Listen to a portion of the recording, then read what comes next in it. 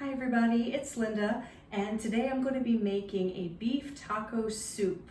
I have kind of changed this recipe around from a keto recipe that I found on Facebook one day. Someone was doing a Facebook Live and she did it for like an hour, and I just sat there and took notes, and then I've kind of made it my own and added some things. And it's not necessarily keto anymore, but it is delicious. So there's many different ways you can do it. So if you're interested, please stay tuned.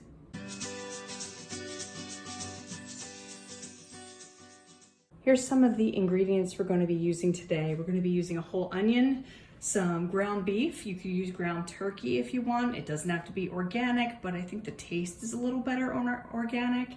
2 pounds. This is a little bit over, so I may not use the whole amount. If you do use ground turkey, then you probably want to add a lot more spices since that doesn't have a lot of flavor to it. Worcestershire sauce, Rotelle with green chilies, and this is mild. You can up the spice level depending on what you prefer. And this is a blend, a vegetable blend that I got from Wegman's, and it's called Sante blend. I think Bird's Eye has a Southwest blend, which is also really good. They put a lot less in the bag though, but it has corn, black beans, and peppers, which is great. It adds a ton of flavor, so you can add that in to give it a lot more oomph to your taco soup. And my giant jar of garlic from Costco. You obviously don't need this much. And taco seasoning mix. I bought the giant one from Costco as well. You can just get the packets if you want. You'll also need some Mexican cheese shredded and some cream cheese later. Okay, so let's get going. Okay guys, so I'm cooking the ground meat here in the pan instead of in the Instant Pot. And the reason that I'm doing that is because it gets kind of greasy. This is an 80-20 mix, and I don't personally like that much grease in my soup. If you're doing keto and you want to add it on purpose, then go ahead. But for me, I'm trying to keep the fat fairly low. I mean, not super low, because you need that to feel full. But rather than having the meat grease, I'll add some cheese, cream cheese, or something else. Okay, so while my ground beef is still cooking, I'm going to be putting about a tablespoon in the bottom of the Instant Pot of olive oil.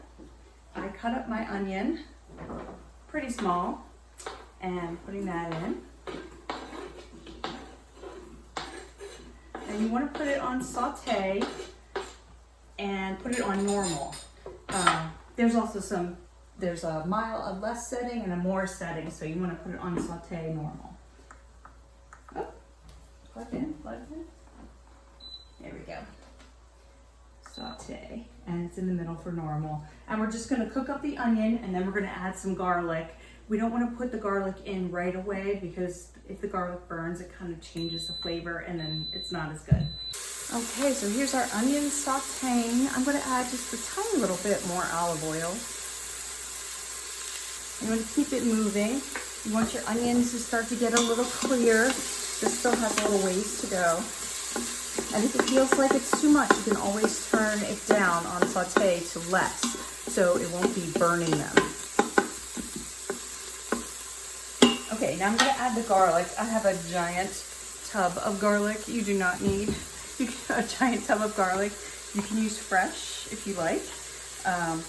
Okay, so I'm just going to put like 2 tablespoons in. I mean, you want a lot of flavor in this, so you can go for it as much as you want.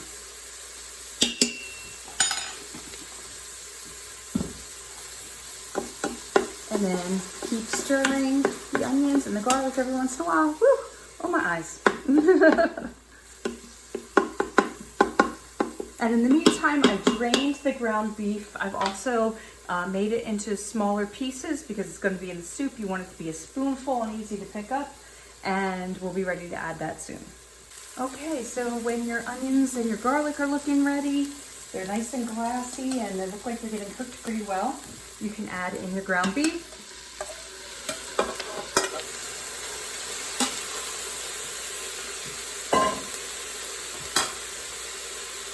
You can add in your Rotelle.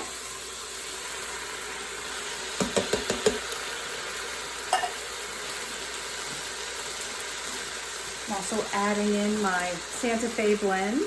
This is totally optional. If you don't want to do corn and beans, you can substitute it with other vegetables, whatever you want to do to make it your own. I felt it made it a little bit more hearty, and I really liked that. Okay, you want to lay it out a little bit flat because you're going to add, you can either add beef broth or water to make the broth part of it. I think it's fine with water personally.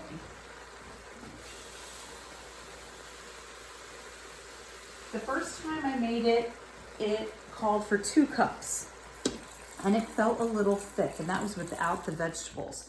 It felt a little, just almost like something you could put on top of nachos. So I added more water the last few times I've done it, and I've liked the result a lot better. So you want to make sure you're covering everything. And then you're going to add, I just thought this view was better for you to see what I'm putting in, a half a cup of the taco seasoning. So you can either get the packets of taco seasoning, the McCormick, or we get this from Costco. And it's great because we use it so much that we go through, this is a brand new one because we went through a whole one. Okay, so a half a cup of this, and you can do this to flavor too. If you like more, you can also choose whatever Rotelle you like. You can add more chili peppers. So you want to add about 2 tablespoons Worcestershire sauce. Just gives it a little kick. You actually can't taste the Worcestershire in it. And if you want a little bit more, add a little more. I think everyone was surprised when I made this for the party recently because it did have a little kick, and I never make anything spicy. Okay. So it's all mixed up now, and we're ready to pressure cook it.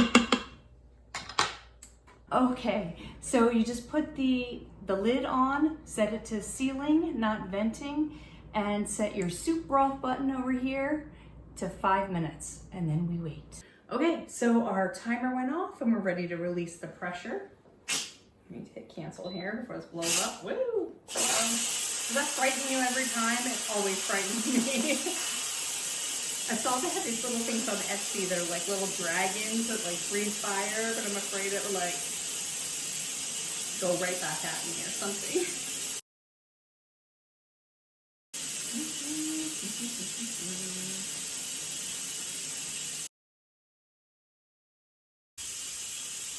This is going forever.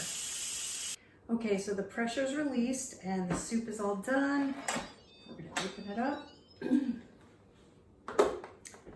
And it's all nicely mixed now. And we're going to add the cream cheese and mix it in. Just gonna break it up as it starts to melt. So I don't even think I have the Instant Pot on. Let me check. You can put it on warm. Keep warm.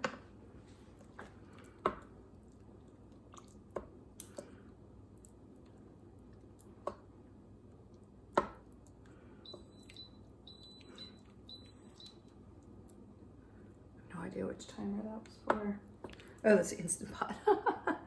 I had so many, I had the microwave going off and I had the timer on the stove going off a second ago. Okay, so you're just gonna kind of mix it in. It makes it a little bit more creamy. And then when this is thoroughly mixed in, you can add 1 cup of your Mexican cheese. And at this point too, once your cream cheese is mixed, I would taste it to make sure it's your spice level. If you need to add some salt or a little bit more seasoning, you can still do that. I had this done a few hours before the party last time, so I was able just to keep it on warm and close the lid, and it didn't really get overcooked or anything. It was great. So you just don't want to have it on high, just like a low keep warm. Okay, so I'm adding the cheese, and then I'm gonna give it a final stir.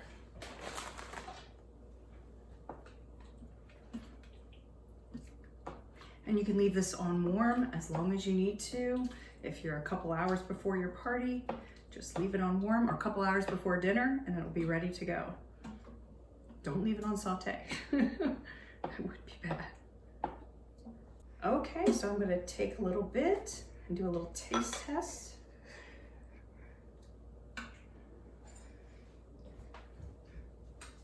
And you can put guacamole on top, sour cream on top, more Mexican cheese on top. This is so hot. Let's see if I can eat it.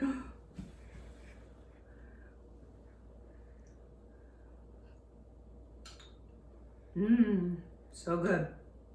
And it's gonna get a little spicier the more it sits. I hope you like the recipe, and I will talk to you soon. Bye.